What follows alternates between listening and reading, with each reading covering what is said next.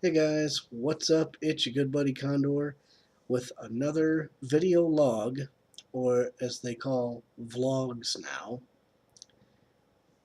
This subject has kind of been scratching at the back of my head for quite a while. Don't know really when it started, but I thought I should talk to you guys about it because I might be guilty of it. And as you can possibly see from the title, at least the title I'm thinking about right now, attention horror. They're all over the place on the YouTube, it seems, and even more so on Twitter, which is kind of the basis on what I want to talk about. More specifically, I don't know when well, I think I know when I'm being an attention whore and when I'm not, but when I think I'm not, I may very well be, and when I think I am, I may not. So, henceforth, I'm coming to you, my loyal condors.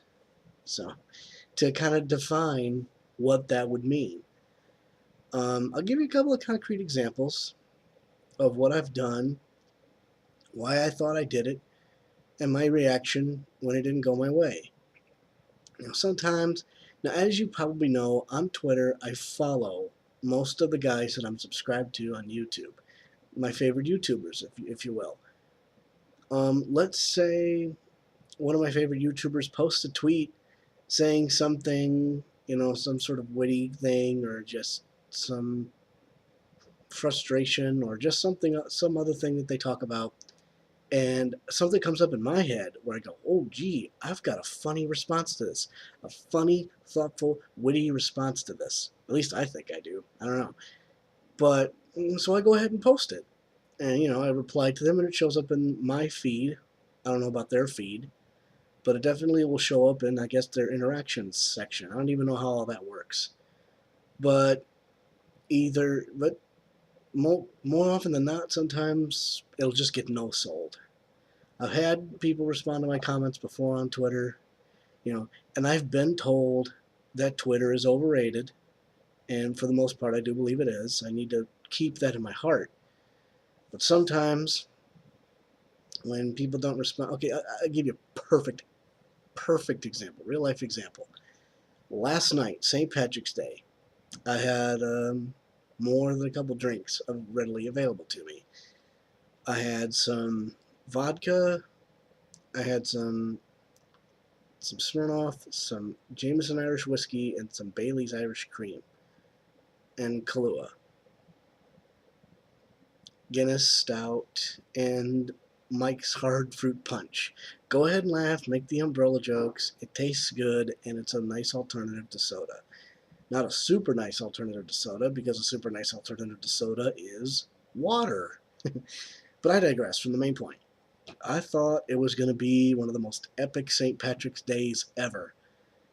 Just because I had all those drinks, I was going to make these drink mixes, post them up on Twitter, see what people would think of them, and, well, the experience was a little underwhelming. I played Gears 3 for a little bit, played some Modern Warfare 3 for a little bit, ultimately decided to myself that I guess it wasn't cropped up to what it was, and I kind of felt, well, why did I do this? Kind of scratching my head and got all moped about it for some reason.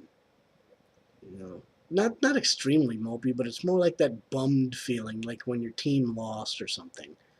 It's not like right when your team loses in a basketball game or a football game or anything, but like the part where you've calmed down, but you're still bummed. I don't know if I'm accurately describing the feeling, but I shouldn't let that kind of stuff dictate my life. Sometimes it does, I mean, but it's like I'm not banking on anyone's responses. And even look, I'll even give you another example. The latest video that I put up was a live gaming session. I took a couple of minutes. I recorded myself playing 2 games using my Dazzle and using this camera right here. I had Studio Plus so I could use the picture-in-picture, and I thought the video turned out very well. And I've gotten some feedback on it, but overall, you know, it hasn't gotten as many views yet as any of my previous two vlogs, nor has it really gotten that much activity. So I don't know if it's just nobody's really interested in me playing games. Bad time of posting. As I said, I posted it during St. Patrick's Day weekend, and everybody was probably out partying or something. That makes perfect sense. But all those examples, and I'm trying to come back to the main point of all of this. Again, I'm just doing this in one take, and it's coming from right here. Attention whore. What is the definition of an attention whore? Well, some people, an attention whore might be some guy that continuously spams their Twitter feed to try to get a reaction. And when they finally do get that reaction out of adverse annoyance, they rejoice. Or if they get ignored, then they start raging about it. Or even worse, make a YouTube video about it. Kind of what I'm doing right now. Irony. But but no, yeah, this is basically, where do you cross the line? Where do you draw the line? What do you guys think? I'm looking for your opinions. And this entire me thing of asking you for your opinion or what your thought on this is could also be construed as being an attention whore. Could be to some people. I don't know. So, it's just something that's scratching the back of my head. Thought I'd talk about it for a little bit, and then just post it to YouTube and see what happens. Definition of attention whore.